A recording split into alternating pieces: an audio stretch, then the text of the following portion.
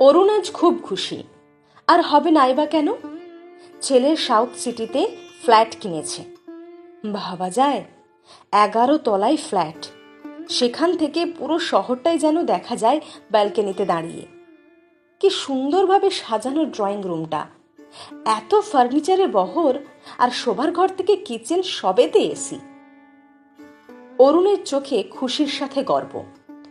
কখন যে এত বড় হয়ে গেল ওর ছোট্ট শুভ। ওর সারাটা জীবন তো বাসে ধাক্কা খেয়ে উত্তরপাড়ার ছোট ছোট গলিতে ঘোরাফেরা করে আর 2 বেডরুমের ছোট ফ্ল্যাটেই কেটে গেছে। কখনো ভাবেনি যে একটা দিনও এই কলকাতা শহরের 1.5 কোটি ফ্ল্যাট চোখেও দেখবে। না, লোভ হচ্ছে না, সেটা ওর কখনোই ছিল না। আনন্দ হচ্ছে ছেলের জন্য, ছেলের এত সুন্দর একটা জীবনের জন্য।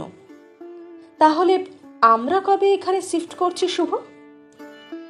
আমরা? বাবা, শুধু আমি শিফট করছি। আসলে তৃষা আর আমি বিয়ের পর একটু পার্সোনাল টাইম চাই, তাই তো এই ফ্ল্যাটটা কিনলাম। আর উইকেন্ডসে তো দেখা হবেই। আর তুমি এই বয়সে তোমার পুরনো জায়গা ছাড়বে নাকি? চোখ দুটো জলজল করে উঠল অরুণের। নিজেকে খুব বোকা লাগছিল। কেন ভাবলো যে ওই ফ্ল্যাটটাতে ওরা একসাথে থাকবে? 30 বছর ছেলের সাথে কাটিয়েছে বলে আরো জীবনের বাকি কয়েকটা বছরও যে ছেলে ওদের সাথে কাটাবে, এর কি মানে আছে? ওটা ভাবাই হয়তো ভুল। মনে মনে লজ্জায় মরমে মরে যাচ্ছিল অরুণ। হঠাৎ একটা ঘটনা মনে পড়ে গেল।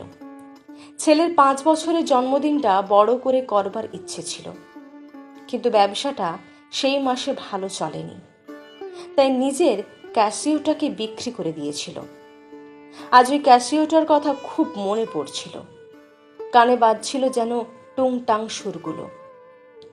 হঠাৎ পাশ থেকে এসে দুটো নরম হাত ওর গালটা আঁকড়ে ধরল।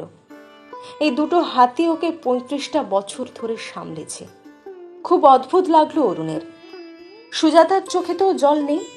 এত বড় একটা খবর শুনে তোমার খারাপ লাগছে না?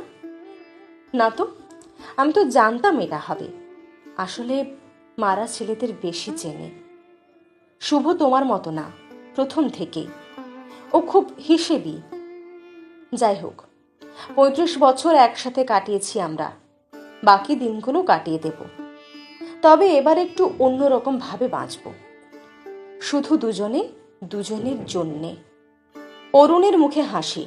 হঠাৎ মনে হলো এই 2 বেডরুমস ফ্ল্যাট, উত্তরপাড়ার সরু গলিগুলো, আর এই মিষ্টি মুখের একজন শুধু ওর, একান্তই ওর। এইগুলো ওর কাছ থেকে কেউ কখনো কেড়ে নিতে পারবে না। হ্যাঁ, 3 বছর পরে শুভ ফিরেছিল। তৃষার সাথে ওর সম্পর্কটা টেকেনি। ডিভোর্সের দরজায় ওরা। আর তৃষা এমনিতেই সাউথ স্ট্রিটের ফ্ল্যাটটাই চেয়েছে। বিধ্বস্ত চেহারায় সে রাতে ফিরেছিল শুভ মা বাবার কাছে, নিজের বাড়িতে, নিজের লোকের কাছে। পরের দিন সকালে কফি নিয়ে সুজাতা ওর কাছে যখন গিয়েছিল, মাকে জড়িয়ে ধরেছিল শুভ। হয়তো সে একটা আশ্রয় খুঁজছিল। সুজাতা ছেলের মাথায় হাত বোলাতে বোলাতে বলেছিল, ধীরে ধীরে নিজের জন্য একটা ফ্ল্যাট খুঁজে নিস।